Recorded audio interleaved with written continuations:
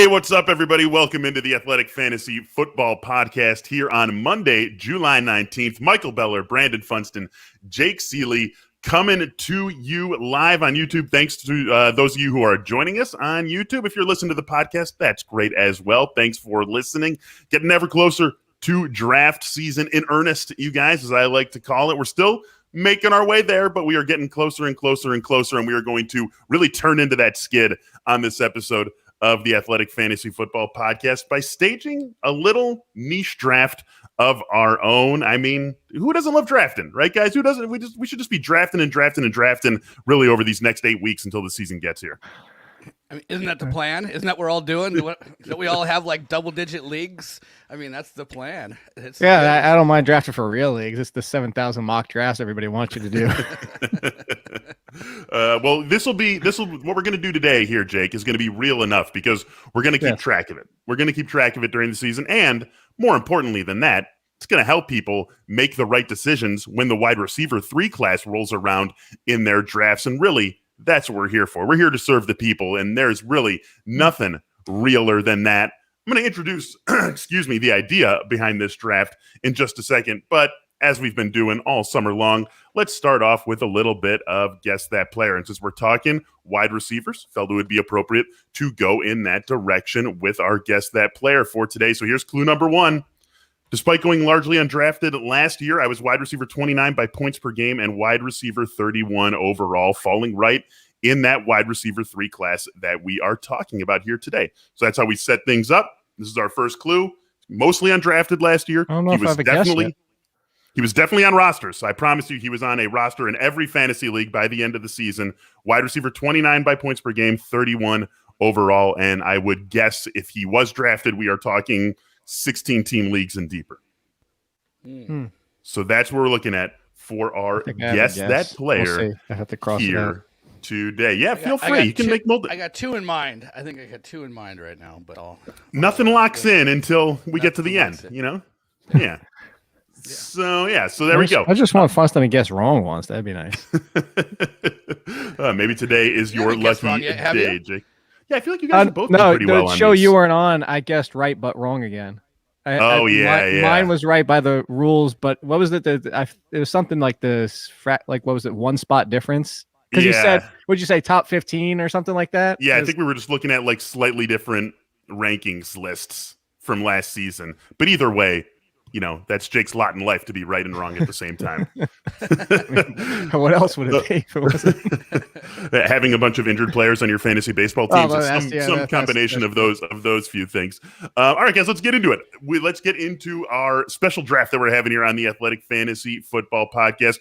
This actually comes from an idea that you brought up tangentially to our conversation, Funston, on our last episode, talking about this being potentially the deepest class of wide receivers that we have maybe ever seen in the fantasy game. And so I went and looked through and just was rolling that idea around in my head and was really focused on the wide receiver 3 class. We always know that wide receiver 1s are going to be great. And, it's been for a while now that we can pretty comfortably assume the top 20 receivers, even though we maybe know that 1 or 2 of them aren't going to live up to expectations, that you feel pretty good about the top 20 wide receivers when you call their name on draft day.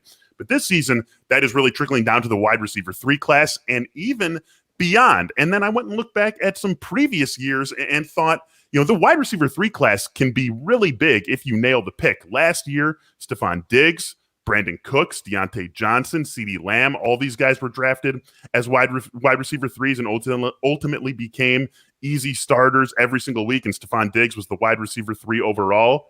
But then we also had players like T.Y. Hilton, who was wide receiver 43, and A.J. Green, who was wide receiver 68, and DeVante Parker, who was wide receiver 41, getting drafted as wide receiver 3s. 2019, Allen Robinson, Jarvis Landry, DJ Moore, big seasons as wide receiver 3 on draft day. Alshon Jeffery was wide receiver 59. He was getting taken right alongside Jarvis Landry. Dede Westbrook was getting taken ahead of these guys, right at the top of the wide receiver 3 class, and he was wide receiver 48 in 2019. So it's all a long way of saying, it's a big preamble to say, you nail your wide receiver 3, you nail someone in that range, and you could really pay off. And on the flip side, if you whiff on that range, it could be a really, really bad pick that you are dropping. So this is a big range of outcomes in this part of the draft. And so I thought, let's do it, guys. Let's have an inaugural wide receiver 3 draft. So we're just looking at basically the wide receiver 3 class. We didn't want this to be something where a guy is wide receiver 26 today, and then a week from now he's up to wide receiver 23. So we moved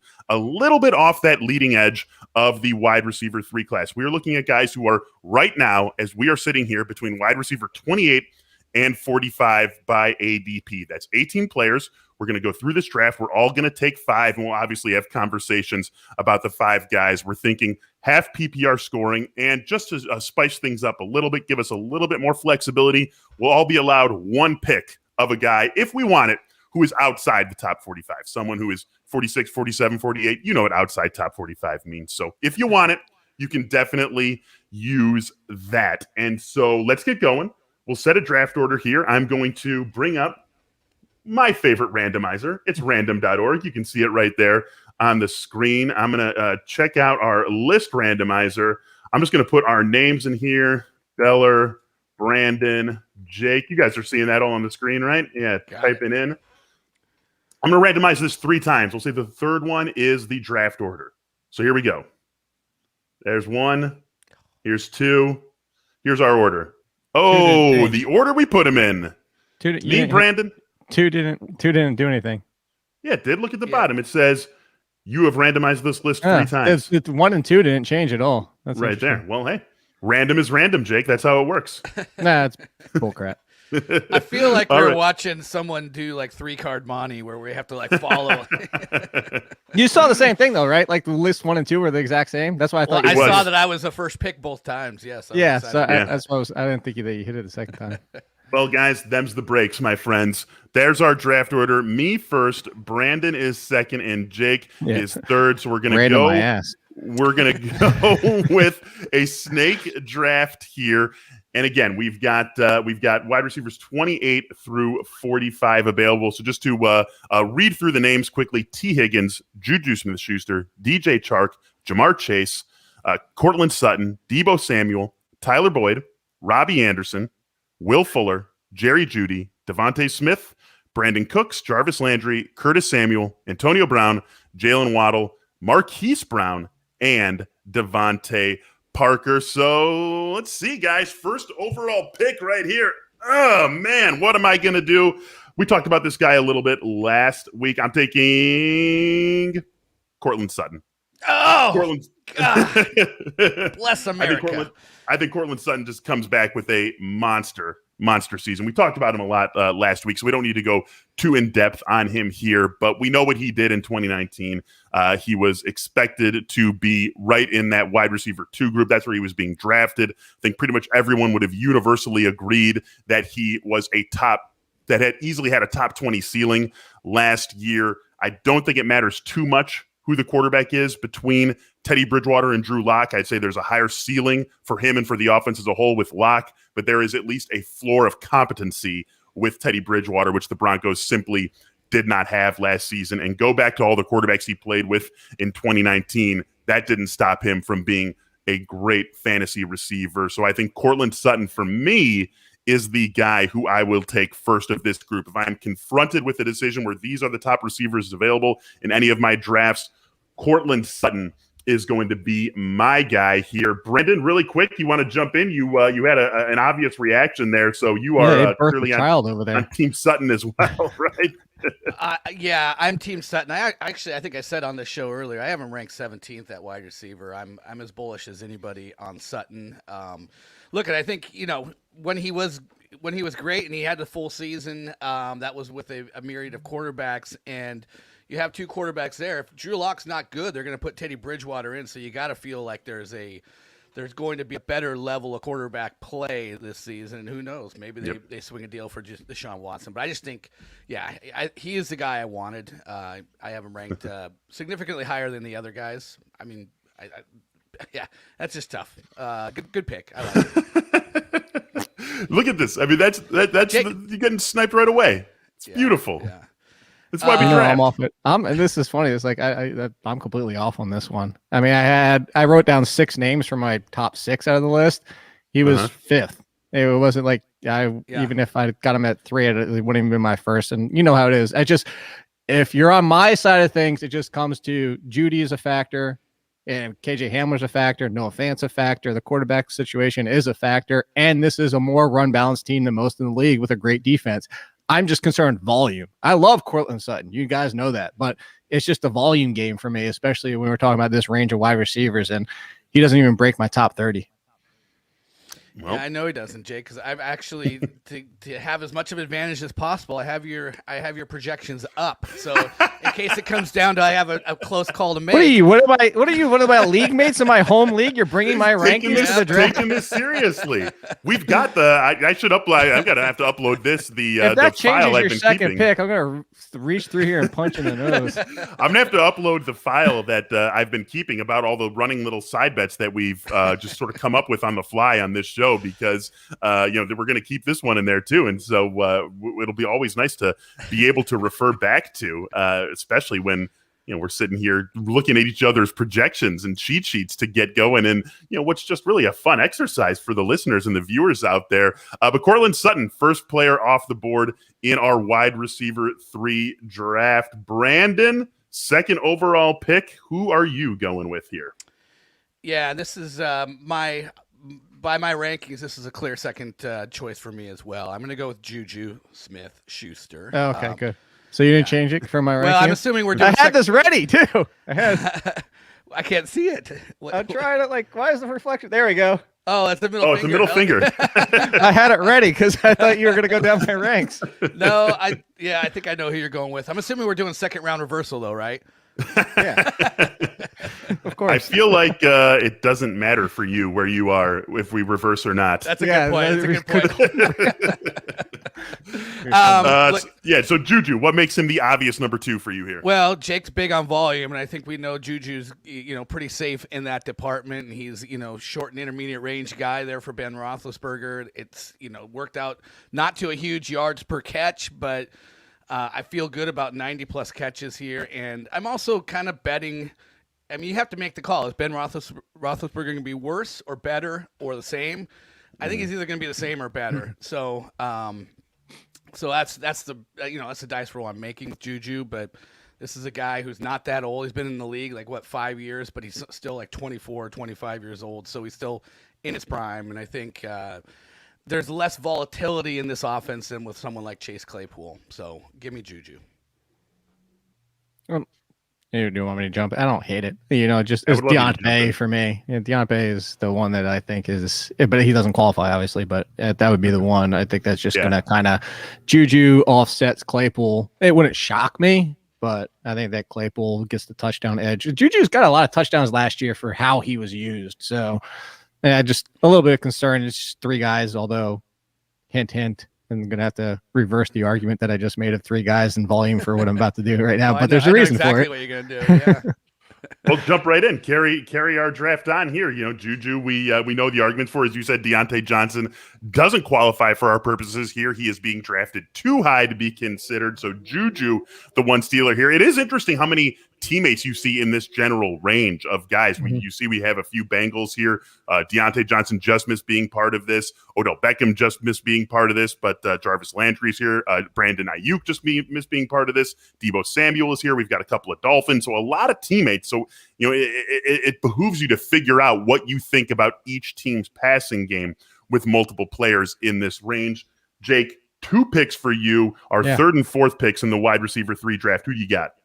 Yeah, so I'm going to go to the team that has 3 teammates in this group, and I'm not taking the highest of the ADP, who I do think will end up being the highest of the ADP, and it's Jamar Chase. That's who I'm going with. I'm going with the quarterback who I think is going to lead the league in attempts, and where I just said it's a volume game. Here's the difference of where I say versus the Steelers versus the Bengals is I do think Chase is stepping in to be the 1 or 2 with T. Higgins. And it's 3 guys. They have no tight end worth of note. I mean, CJ Uzma, he'll be fun, but we kind of tried to have fun with that last year. Drew Sample, it's nobody's going to. It's kind of like the Panthers. Despite what we can think about the tight ends, none of them are going to come close to impacting the wide receivers. And you look at it, it's like unlike the Steelers, more plays with arguably. If you told me pure talent versus pure talent, Najee Harris versus Joe Mixon. And I think they're very close, but I think Najee Harris affects the Steelers passing game more than Joe Mixon does, as in from an attempt standpoint. Fair. Again, obviously I have the Bengals leading the leagues in pass attempts. Mm-hmm. So you talk about Justin Jefferson. I added an extra step. Justin Jefferson just finished as a wide receiver 1, stepping into, I think, a similar volume. And you told me wide receiver versus wide receiver and quarterback versus quarterback. I'm taking the talent with the Bengals on both of those scenarios. So you got back-to-back picks here. You're gonna. I was seeing if you wanted to jump in first. I was giving you time. Brandin, let's look at it from that angle, right? So T. Higgins is being taken higher. T. Higgins is also ranked a little bit higher by consensus rankings. If you were taking one of these Bengals, would you be on board with Jake and Chase, or would you go with Higgins? Look, I think there's two. I mean, there's two completely plausible outcomes here, and I think in a draft like this, Jake is perfectly positioned to just take both of them. And I'm curious if that's what you're going to do, because and looking at your rankings, and I kind of agree with you. I think you're like right over 1,000 yards and like 6.8 touchdowns to 6.2 touchdowns, and very similar volume, and that's it. It's like, I don't know how you differentiate these two in drafts. I think you have to have them right next to each other. I think they both, like, if one's better than the other, it's probably not by a whole lot. All right, Jake, who's pick number 2 here? I don't hedge bets. I'm not. I can think about that if I wanted to play, but I play for first place. I don't play for like, ooh, I want to be second. It's cool. So nothing against you, Funston. I get your argument, but if I think I'm going to potentially get the 1 and the 2 out of this group,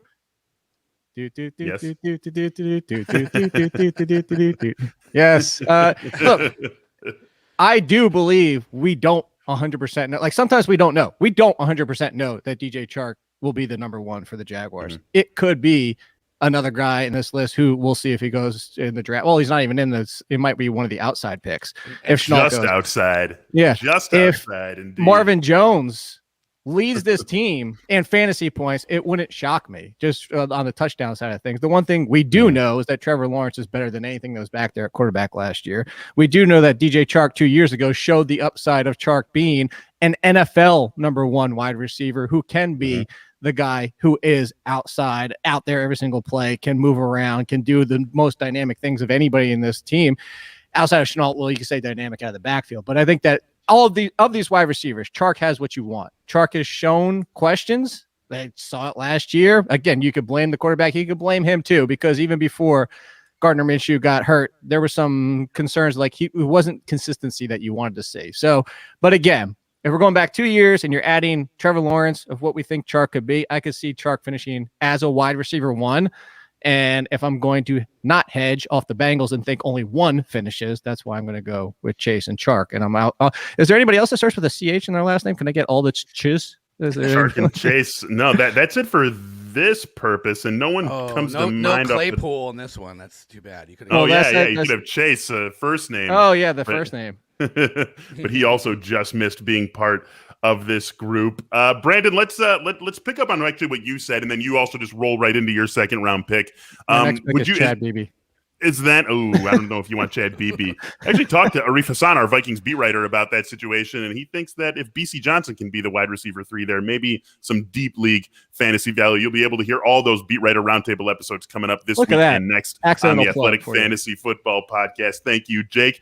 Brandin, one question and then roll to your pick.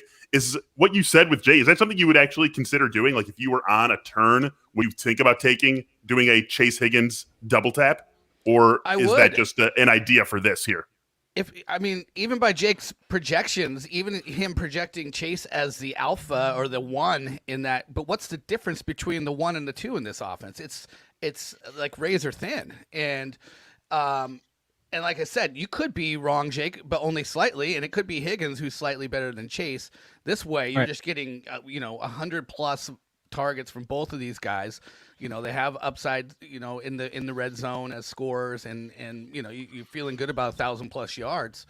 Like in your projections, Jake, those are as good a projections as you get in this group right now. I mean, it's like, yeah.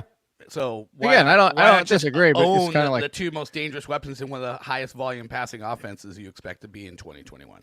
Yeah, it's more about how to attack the draft. Like at best ball, I think a lot of times you don't even want to go with both of the same wide receivers, but in this best ball type of situation, which everybody's great in best ball, I hate that. And this is actually a strategy because you're drafting these guys early. In a best ball scenario, if Higgins and Chase alternate half the way, like look at Metcalf and Tyler Lockett last year, you would have much preferred them in a best ball format than trying to figure out their games in a seasonal because a lot of them offset each other. Yep. Right. Well, at least in the second half. The first half, they were gold no matter what. Well, that's because Russ was still in the kitchen at that point. he was still in the kitchen. Yeah, right. Yeah, he was. All right, Brandon. Do we know who this is? Yeah. Do we know exactly who this is? This is exactly T. Higgins, and I don't know where you guys feel, but I feel like this is the demarcation point, the drop off in tiers within this group. Because if I didn't have T. Higgins available to me, then I would be like, ugh, it's a bunch of kind of conjecture, but I feel pretty strongly that Higgins is the guy at this point for all the reasons that we've already talked about with this offense and the fact that him and Jamar Chase are both the upsides there. Yeah. So give me T. Higgins. Yeah, it's I'll interesting. Trade you also, one of your picks for my 4th and 5th, Beller, so I can go next. Nope, I've got a couple of guys. So I agree with Brandon that this is the point. There is a line of demarcation in this wide receiver 3 draft. For me, it would have been these 5 guys for sure would be my top 5, and I think you could argue them in any order. But I think Sutton, Juju, Chase, Chark, and Higgins would be the 5 who I would be targeting first in a draft. So with those guys gone, there are 2 guys who, even though I think they're a step down, I like them relatively comfortably the best of the next group of guys. So I'll throw them up here really quickly. The first is Will Fuller. I believe in this Miami offense bouncing back this season, or Tua taking a step forward. I guess it's sort of a bounce back for Tua. I don't think we want to penalize him too much. This was a guy who was widely viewed as one of the best quarterback prospects that we'd seen in a while coming out of Alabama. Then he gets the hip injury, pandemic season, no real training camp, thrown into the fire, always looking over his shoulder for Ryan Fitzpatrick, a surprisingly competitive team that suddenly was playing for the playoffs and didn't expect it last year. There's a lot of easy ways. We're not just making excuses for Tua. There's a lot of easy ways to say this went again. Like so many things went against him that if even 1 or 2 of them are different, we could be talking about a much different rookie season for him. All of those things are also cleared off the decks this year, and he has a much better supporting cast around him. It starts with Will Fuller. So I like Will Fuller here. I know there's going to be a boomer bust nature to his game. That's just always the case. I'll deal with he's got 1 game left on the suspension from last season. So I'll deal with that, whatever. No big deal, doesn't matter. And then he'll be a guy who I turn to, I think, with a lot of confidence and can really take the top off the defense. And you look at Will Fuller, you look at what they did with Jalen Waddle, tells you that Miami believes that Tua can be a guy who pushes the ball down the field this season. So I feel good about Will Fuller. Jake, I'm thinking that my second guy here maybe is the other one that you're thinking. I could be wrong. I definitely could be wrong. But if I had to guess, the one other guy you would put in that first group that you say should be ahead of the line of demarcation, Brandon and I are referencing, it's DeVante Smith. Am I right about that? No, but it would have been one of my 2 picks. So where's my middle finger thing? Get it back. DeVante Smith, another guy who we've talked about in recent weeks here on the Athletic Fantasy Football Podcast. I think he easily steps in as the wide receiver 1 in Philly. And I like Jalen Reagor. I like Jalen Reagor at his price. I like Dallas Goedert at his price. I like Miles Sanders at his price. I think there's a lot of buying opportunities with this Philly offense. But DeVante Smith, we know what this team did to get him. We know how highly they prized him in the draft, and we know what a great prospect he was coming out of college. So I think he steps right into a pretty easy 110 targets or so this season as the wide receiver 1 in Philly, and that's something that I want to get on board with. Don't overlook things like a guy who is a wide receiver 1 on his own team being the wide receiver 38 overall in fantasy. Like there's a lot of value in volume, like we talk about a bunch here on this show. And DeVante Smith is going to have it. I think some of the most affordable wide receiver 1 volume that you can find on a board this season. So I will pair Will Fuller and DeVante Smith with Courtland Sutton and round things out for me in the first 3 rounds. Jake, you said DeVante Smith would have been one of your guys. So What has you on board with him? No, I mean, I've beaten this drum to death already, and there's a hole in the side of the drum. I need a new one. So DeVante Smith is walking into being the number 1. DeVante Smith is an amazing wide receiver and an offense built around Jalen Hurts. Now an offense that has an offensive line as of today, but a lot of healthy options Rager can move to the number 2. Goddard wasn't healthy for the entire time last year. And I'm looking right now. I have him wide receiver 36, but 20, which isn't a lot to ask for anybody over the course of a season. 20 fantasy points puts him all the way up to wide receiver 21. Like, that's how easy it is to move from these 30s into the 20s and potentially even higher than that. You give him 30 more points, which now, that's a little bit light. That's 5 touchdowns, just, quick math right there. That puts him all the way up to wide receiver 15. I mean, just that's, and I'm going to say like 5 touchdowns obviously would come from other places, but yeah, I'm a big DeVante Smith guy, and he is in the group with like the Will Fuller for me when I was making my list. But yeah, there is one more that I'm seeing if Brandin takes that. There's one more on the list here. No, I'm drafting with my heart on this pick. So, Dwayne Eskridge.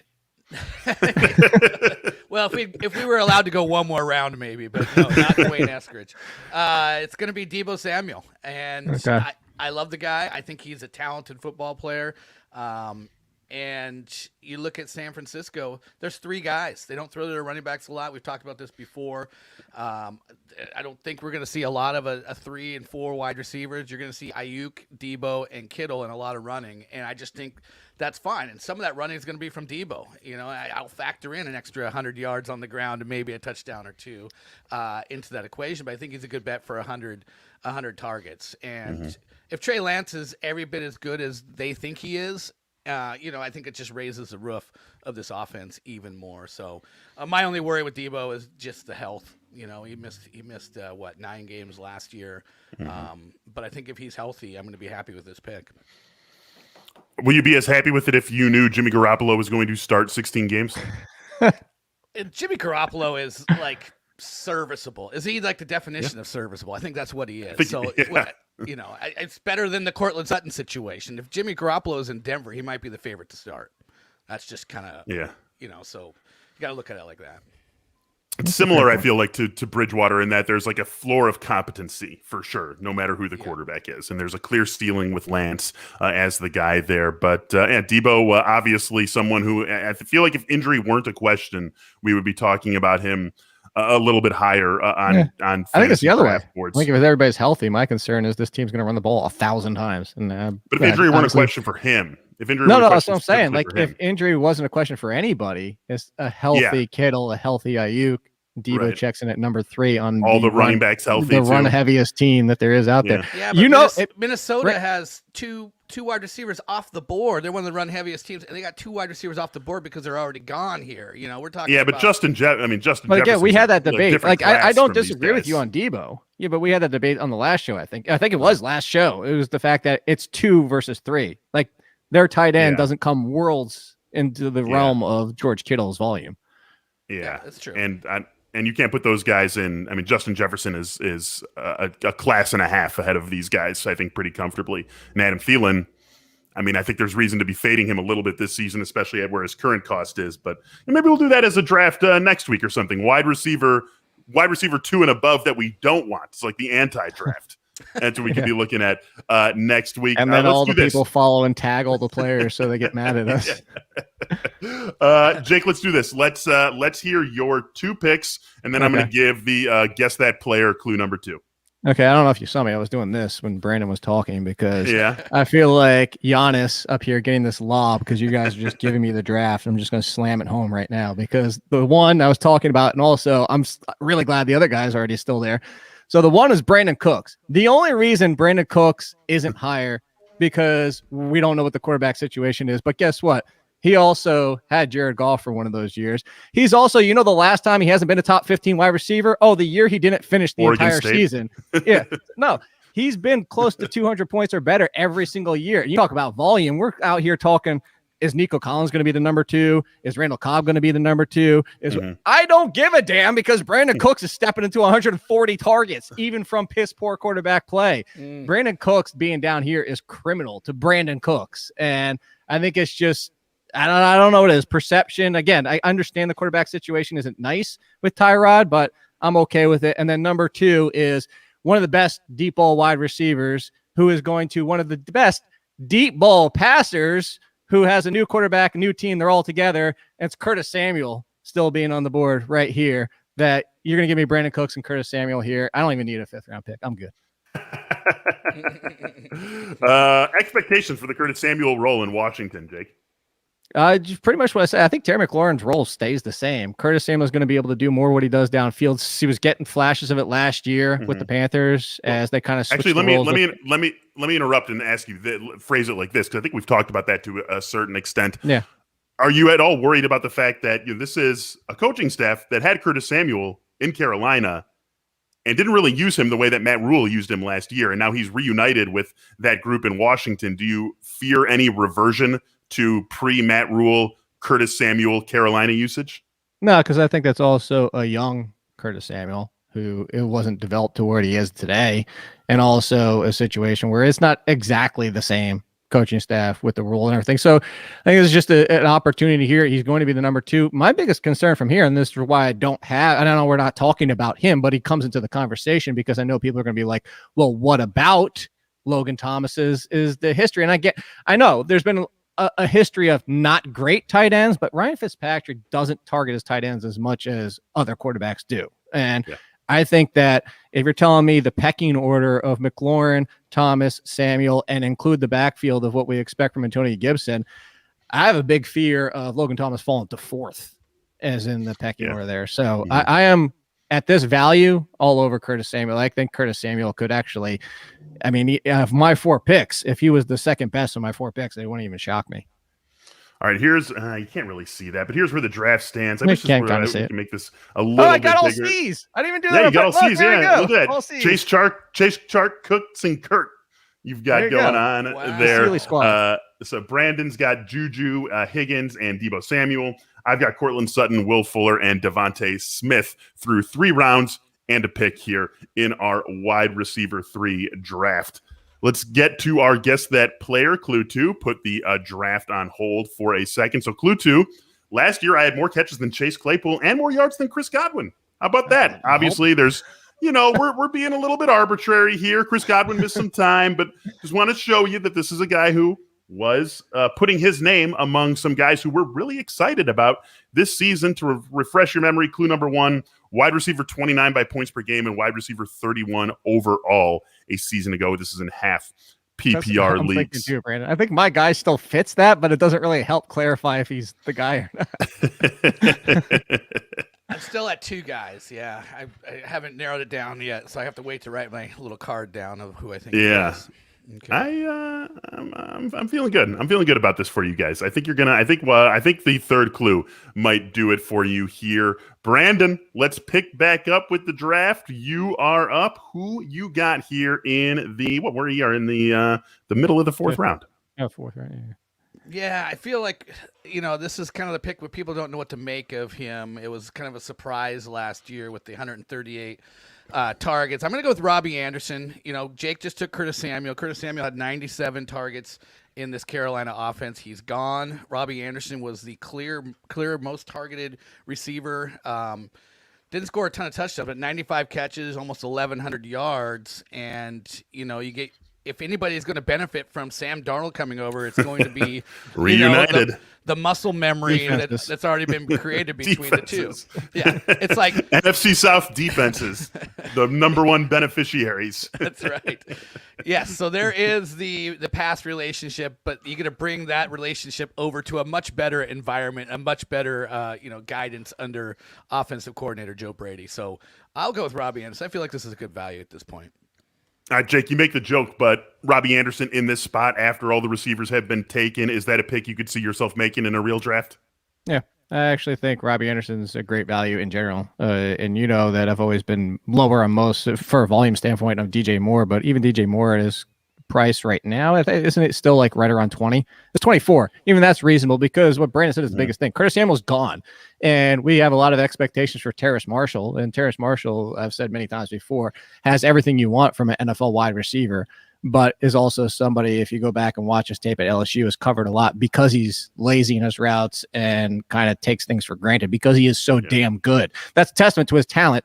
But that could limit him as a rookie if he doesn't. Now, if Terrace Marshall just blows up from day one, everybody's going to be hurt, and we're going to be talking about these guys in the 25 to 35 range again this year. But I think that, as things stand, you're asking a rookie to step in for Curtis Samuel for all intents and purposes, and that should just help Robby Anderson to repeat. Another team that also you're not really afraid of what the tight end is going to bring. You're obviously very afraid of what the running back is going to take off the table in the passing game. But Robby Anderson, DJ Moore, they're really not going to be affected, potentially not affected at all by a wide receiver other than the other one, and not affected really by the tight end. So it could be plenty of targets, even with Christian McCaffrey taking his 100 and whatever that he gets from Sam Darnold. We are back to me for 2 picks. These are pretty easy for me. Not because I think that they should have been taken ahead of any of the guys you guys took. I would have loved Brandin Cooks to make it back to me, something like that. I would have taken Robby Anderson if we were here. But with what's left, these are pretty easy picks for me to make. The first, I'll just finish off the Bengals trio. Tyler Boyd's sitting there. I mean, basically any Bengal who is still available around wide receiver, 35 to 40 you should be in on for all the reasons that we've already talked about with the volume that's going to be there, with Joe Burrow potentially being one of the next big things at the quarterback position in the NFL. And, Tyler Boyd, he proved to us a couple years ago that he can be a leading receiver for his team when AJ Green was still relevant but was dealing with injury. And now he's got so many other guys around him that I feel like they're going to be able to let him flourish. I wouldn't be surprised to see him do a little bit more out of the slot this year than he's really ever done at any point in his career. And I think that I think it's just a very nice grouping of receivers where all 3 guys can potentially let their strengths shine through, and none of them will be asked to do anything that he isn't necessarily equipped to do. And that hasn't always been true for Tyler Boyd during his time in Cincinnati. So even though the volume is going to be less than what it's been in seasons past, I think still like the setup for him overall in Cincy. And then my next pick, why not just shoot for it? Antonio Brown. 8 games with the Buccaneers last season, and obviously we're not expecting that exact same pace, but you do get that sort of pace, and you're talking about a guy who's going to be an easy wide receiver too. Mike Evans, Chris Godwin, obviously they take away what they take away in the passing game and should be thought of as the obvious wide receiver 1 and wide receiver 2 for this team. But it's pretty clear that Antonio Brown and Tom Brady have some sort of connection with one another. I mean, for the month of December, he was a wide receiver 1. There you go. Exactly. And so if he can do 75% of that over a full season, then you're going to be feeling pretty good about getting him around wide receiver 42 overall. So those are my 2 guys, Tyler Boyd and Antonio Brown. And it wraps up my draft there. So Courtland, Sutton, Will Fuller, DeVante Smith, and Tyler Boyd and Antonio Brown is my team of 5 for wide receiver 3. Brandin, I will ask you, if I would have passed on one of those guys, would you have scooped that guy up? Yes. So I would have taken Tyler Boyd. I would have felt a little bit weird about having 2 Bengals, but he was right traded there. For Chase. Yeah, all 3 of them. There you go. I might have considered that. I would lock that down. I would have a problem with that. I would not have taken Antonio Brown. He's on my Barry Bonds do not draft list. He's, I actually I told you, I like that pick. No, I don't think it's bad value. I just, yeah. Oh, you don't ever want him on your team. By the way, you know who was number 5 in December? Wide receiver. Yeah. Well, Brandin Cooks. I'm sorry, but I get like a Nate Peterman vibe from Davis Mills, so it could go. It's Tyrod. I don't think we're getting Mills unless Tyrod gets stabbed in the chest with a 15-inch needle again. Oh man! Don't rule that out. Yeah. All right, Brandin. Yeah. So you've got. Let's see who is left among the guys who are in our group up to wide receiver 45. Judy. Jarvis Landry, wide receiver 16 for December. Jalen Waddle, Marquise Brown, and DeVante Parker. Those guys are still left up to wide receiver 45. You can go beyond it if you want. No, I kind of wanted to, I was hoping to maybe take a pick outside the top 45. You exercise that, the free license to do that. But no, I mean, Jerry Judy's higher up than anybody outside this ADP top 45. So I know all of Jake's concerns, but I mean, Jerry Jeudy may actually be the best fit for like a Teddy Bridgewater, a guy that, can run shorter routes, is, got that good route running acumen. And we're going to assume his hands are going to be better. And, with a year of kind of being there and all that, and being the secondary option to a big threat like Courtland Sutton could also work out for him as well. So I'll take Jerry Jeudy. To me, he was the standalone guy on my list of who was left. But I would have kind of enjoyed going off the outside the barrier here. That would have been kind of fun. So maybe Jake here. Yeah, Jake. Well, Jake, before you give us your pick, are you going to go outside the top 45 with your final pick? I was still debating. Okay, let me circle back to Brandin. Then you keep debating Brandin. Let's say there was a world where I took Judy and you said you didn't want Antonio Brown. So let's say I took Tyler Boyd and Jerry Judy. You didn't want Antonio Brown. You do go outside the top 45. Who would it have been? Laviska. I think I would have went Laviska. That's who I thought you were going to take. Yeah. That was wide receiver 16 in December last year. Yeah, he's number 39 on my list, so he's inside that 45 range by a pretty good amount. And had Shenault gone, I would have went with a little fun upside play on Mike Williams being the Michael Thomas. You love some Mike Williams. I do like Mike Williams. He's young enough. He's playing for a contract. We know he has 1,000-yard, 10 TD upside. Put some more volume on that, and maybe maybe everything comes together finally. But it would have been a fun dice roll. Are we getting crazy on Laviska here? Are we You know my feelings. Are we assuming too much for him in year 2? Yes, I mean, I guess it's not even too much. It's not too much for him. It's what I keep going back to. If they didn't sign Marvin Jones, I'm all over this. Yeah.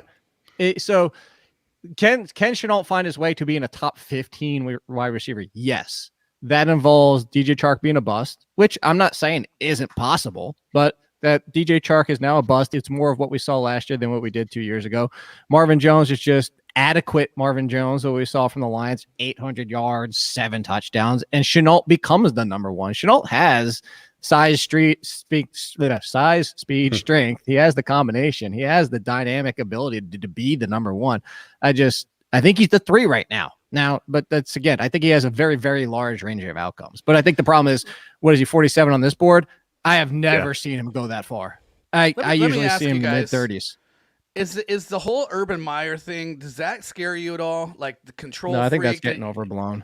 Coming in from college, doing weird things, being like the next Chip Kelly, where that was what I said. I was the one that said the next Chip Kelly. But hey, here's the good thing: Chip Kelly fooled everybody in the NFL for a little bit of time, so at least maybe year 1 will be good. Well, I sort of feel like a coach who's had all the success that Urban Meyer has had at 3 different stops, who is older, right? We're not talking about a young guy coming up from college, a guy who's older, who has been around football for so long, who has sent so many guys to the pros, who has, kept in touch with those guys once they've gotten to the pros, all that. I feel like even though he's an older guy, is maybe going to be more willing to be flexible and changing his methods to suit a bunch of professionals rather than a bunch of college kids than we've seen from some other college coaches who have made the move. All right. It's helpful. I don't know. It's helpful to hear that, because I have a little bit of concerns. I don't know. All that, and then I don't know. That's my working theory, at least. I'm not. Urban Meyer is not scaring me off of drafting Jags players. It's not really a consideration. Yeah, not really a consideration. Did we stall enough for Jake yet? Is he ready with his final pick? I want like 5 guys here, honestly. Like, I thought about Michael Pittman. I thought about Jalen Waddle. I pushed back myself on both of them. I thought about Corey Davis to round out the 5 C's just for the fun of it. I just can't. So you know what? And look, what was the goal of this, by the way? What were we shooting for? Are we shooting for top 15, top 20? Yeah, we're shooting for, like I said, off the top. We had Stefon Diggs last year and Brandon Cooks and Diontae Johnson and Allen Robinson and Jarvis Landry in 2019. Yeah. We're trying to find the guys who are going to be drafted as wide receiver 3s, but are going to play like wide receiver 1s or wide receiver 2s, because we know it's going to happen. So I think this will happen for this one. I think he'll go from being a wide receiver 5 to being a wide receiver 2.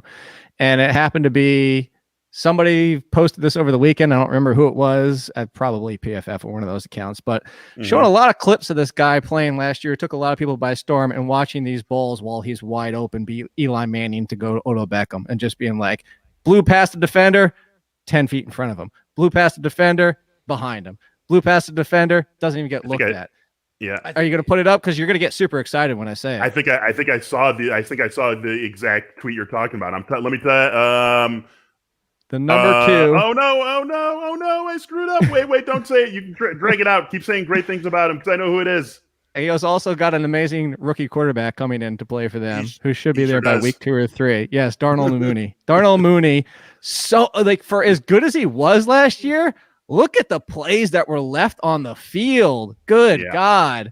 And even if it is Andy Dalton for a while, Andy Dalton's still going to be better than some of those throws that just got again, he was getting it was, if everybody wants the comparison, is go back. Remember Eli Manning's days with Odell Beckham, be like, Odell Beckham's bomb downfield and he misses them and he misses them and he misses them. So again, there's a lot of guys in this group that I could see. I knew that you'd probably bring up Mike Williams, and I don't have a problem with even Mike Williams potentially finding his way to the top 25 if the tight end situation ends up being a bust out there as well. But yeah, Darnell Mooney, I'm looking for volume here, and he's the clear number 2. The Anthony Miller experiment, I think, is just about done.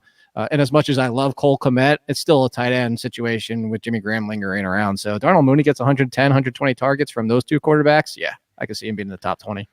If ADP was like stock and you could invest in it, I would put a lot of money in Darnell Mooney because I think the way things are going, he's moving like just up. to finish the over, like the over under on his ADP. Yeah, exactly. Yeah. Well, I think by time a month from now on August 19th, Darnell Mooney's going to be maybe 10 spots, 6, spots 10 up. spots higher at the wide receiver position. Spot. Darnell Mooney, right? There we go. It's perfect. Let's take a look at these teams in super, super, super small print there. So my 5 wide receiver 3s are Courtland Sutton, Will Fuller, DeVante Smith, Tyler Boyd, and Antonio Brown. Brandon's got Juju Smith-Schuster, T. Higgins, take Darnell Mooney's name off the screen, Deebo Samuel, Robby Anderson, and Jerry Jeudy. And then Jake, the C team plus Mooney, Jamar Chase, DJ Chark, Brandin Cooks, Curtis Samuel, and Darnell Mooney. So hopefully this is going to help you prioritize wide receiver 3s. We'll throw up a little poll and you can vote on who you think's best. And we are going to definitely be tracking this all season long. We'll talk about it. We'll make fun of Brandin when he has the worst team for sure. It's going to be super, super fun. Let's wrap things up here with our Guess That Player. Here's clue number 3. 3 teammates and I are all being selected between wide receiver 48 and wide receiver 76 by ADP. So you've got a lot of guys on the same team jammed into a relatively tight spot in the draft this season. And I'll add one thing not on the screen.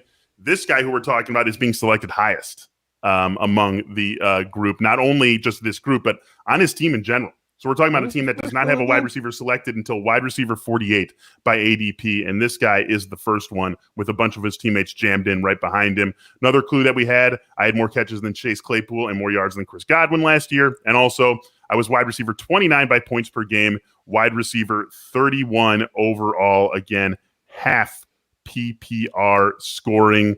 Do we have guesses, fellas? Do we have guesses for We did, but I crossed my player? It's not Jarvis Landry. I think I'm as least sure as I've been so far, but I'm going to go with this guy. Corey Davis is a guess from Funston. Jake, who you got? I stopped because that's where I'm guessing the same as Funston. I stopped. I originally had T. Higgins, but the second one threw me off for Higgins. Like the Higgins. I had 3 I guys actually. Right. Cole Beasley got scratched when you did the last one, and then the other one I thought of was Nelson Aguilar. Well, I switched to Corey Davis. I was starting to write it, and then Brandon finished it for me. You guys are just freaking geniuses because it's Corey Davis. Was it? It's the Corey last Davis. clue. Like I had it wrong. I had no idea until the last clue. Corey Davis. How close were either of you guys close at all? And Jake, you referenced maybe taking him.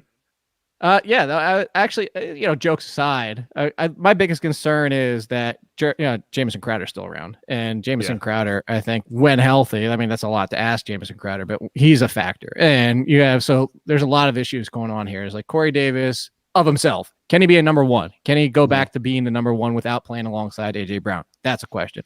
Is Jamison Crowder going to be a factor? That's a question. How much is Elijah Moore going to do? Is Denzel Mims going to be a thing? And then let's all circle back to. It's a rookie quarterback who we don't know how he's going to look in the NFL, and we don't know who he's going to have the best rapport with and be on the same page with. So even if you took Crowder out of the equation, there's still a lot of questions here. Now, to spin it positively, 130 targets, he's the number 1 option and can even moderately handle being the number 1. He can finish top 25. So I think this is another one with a large range of outcomes. Yeah. Yeah, I can see myself asking myself all those questions about Corey Davis and saying, hey, you know what? Just give me Jarvis Landry. I have no questions. See, I'll take Davis. I think Davis is the perfect wide receiver 4. Side bet right there. Landry versus Corey Davis. Writing it down. I mean, that wasn't really just as much as a side bet as it was just like the value of where you're drafting. I'm fine with it, though. I'm fine with it. Well, because here's the thing. It's like Do their finishing points have that big of a disparity? No, but I think the higher ceiling, like if you said, here's the side bet I think you would hit, here's who's more likely to finish top 25. I would say Davis over Landry. I think that's where I'm going with this. I would agree with that. Yeah. It's a classic higher ceiling, safer floor. Yeah. To just put a point on where these Jets are going. So Corey Davis is the first Jets receiver selected by ADP right now, wide receiver 48. Then you've got Elijah Moore, still got the residue of the spring hopes for him before Jamison Crowder was back. He's a wide receiver 58. Jamison Crowder is at wide receiver 60. And then Brandon's boy Denzel Mims is at wide receiber 76. There's also Keelan Cole on this team. Is Jamison Crowder vastly underrated though? Oh, that's the best value right now. Give me all of Jamison Crowder. Even at that price. If he stays in New York, he's gonna be better than wide receiver 60. And if he gets traded, like he's gonna be better than wide receiver 60, right? Like he's gonna go somewhere where they have a slot need and they're gonna throw him the ball. So. Unless he gets traded to San Francisco. That's true. What about Chicago though? What if he gets traded to Chicago? That would be. I don't care. Darnell Mooney's time. Yeah. It's Don't you put that evil on me, Ricky Bobby. Darnell we already killed Josh Reynolds. Don't do it to Jamison Crowder, too. I'm stuck with a roster that has Josh Reynolds on it. It's very, very frustrating. I have 2 damn dynasty teams that we started up in April that have Josh Reynolds on them. Yeah, Josh Reynolds just can't get out of his own way, or his teammates can't get out of his way with what he had to deal with in LA and now here in Tennessee, and they go get Julio Jones. Poor Josh Reynolds. I think the Jets are going to be a fun team to break down as we get closer and closer to draft season because they really invested in that offensive line. They've got all those guys in the receiver group. As I said, Keelan Cole is in here too, and he's going to be on the team. He's going to make the team. It's not even mentioning the best player on that team. Michael Carter? Yes. Yeah. All of a sudden, 2 months after being called batshit crazy for saying that he deserved to be in the same tier as Javonte Williams, now everybody's around. Yeah. Oh, Michael Carter. Yeah. Hey, but shut the hell up. Mike LaFleur's there running the offense, and he knows that San Francisco offense forwards and backwards, and he's got Tevin Coleman there. I mean, there's going to be some intrigue as to what the backfield split is for the Jets. There's plenty of room on the bandwagon. I'll let you on, but don't try and sit near the front. Not you. I'm saying everybody else. I'm saying you're in the back. We put the trailer on the back of the hitch for you to get on board. You don't deserve a good seat. I'm going to end the show right here. I think the Jets have are the perfect nexus of could be fun, but so many options at so many positions that we don't really know what's going to happen. And then you throw the rookie quarterback and the new head coach and the new offensive coordinator on top of all of it. And I think you talk about a team with a wide range of outcomes. I think the Jets exemplified that. And of course, it all depends on what Zach Wilson has to do as a rookie. But hey, guys, this was fun. I'm gonna make this a regular thing. Barkley wants to get in on it. Barkley loves these drafts. We're gonna be doing some more drafts. We're gonna be doing some more niche drafts as we get closer and closer to actual draft season. Barkley, man, she is cute, dude. That's a good-looking pup.